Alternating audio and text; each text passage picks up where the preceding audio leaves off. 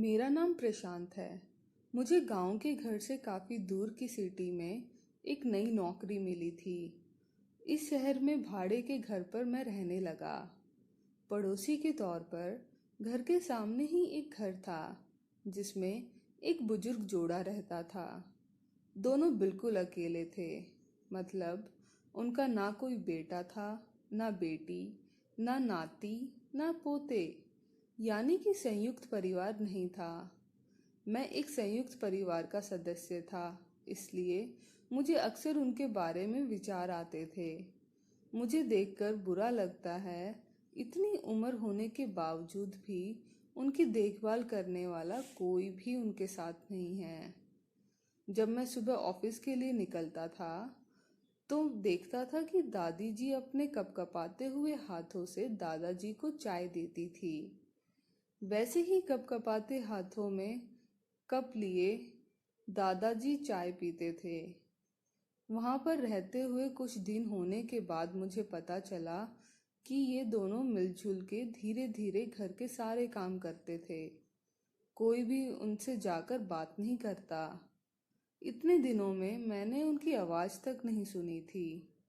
जब मैं शाम को ऑफिस से घर आता था तब दोनों को घर के आंगन में बैठा पाता था और उन दोनों के ही चेहरों पर थकान साफ साफ पड़ सकता था। मेरा मन कई बार करता कि उनसे जाकर बात करूं, लेकिन फिर किसी वजह से मेरे पांव वहीं पर थम जाते। मैं जबकि दादी जी काम कर रही थी, लेकिन उन्हें रोज की अपेक्षा आज काम करने में कुछ ज़्यादा ही तकलीफ हो रही थी। मैंने उनके पास जाकर पूछा कि दादी जी, आपकी तबीयत तो ठीक है ना? क्या मैं आपकी कोई मदद कर सकता हूँ? उन्होंने प्रतिक्रिया ही नहीं दी। मैंने दोबारा उनसे पूछा, बताइए दादी जी, मैं क्या करूँ आपके लिए?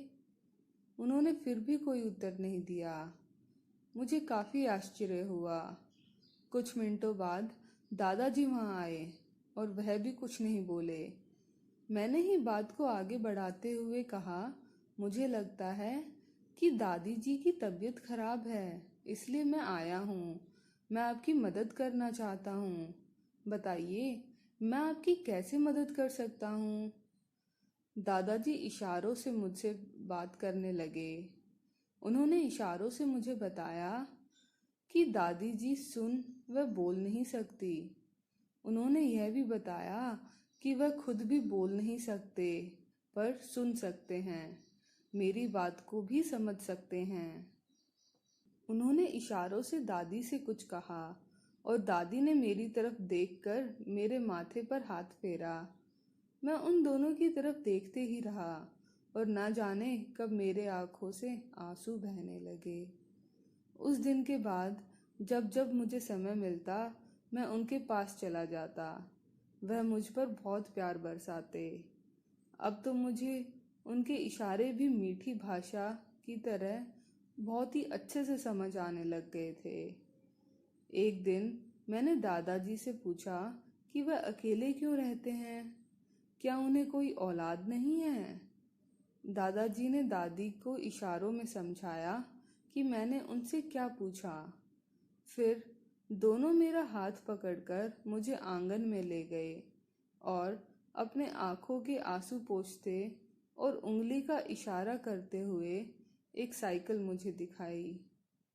साइकिल को देखकर मैं समझ गया कि उनके परिवार वाले उन्हें छोड़कर कहीं जा चुके हैं और अब उनके हिस्से में केवल यादें ही बची हैं। उन्हें रोता हुआ देखकर मैं भावुक हो गया और मैंने दोनों को गले से लगा लिया।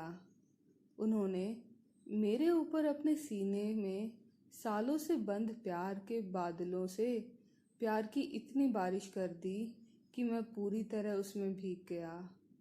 दोस्तों, इस कहानी से कई लोग कनेक्ट कर पाएंगे, क्योंकि यह सिर्फ कहानी नहीं है, यह कई सारे बेचारे बुजुर्ग लोगों की सच्ची दास्तानें हैं। धन्यवाद।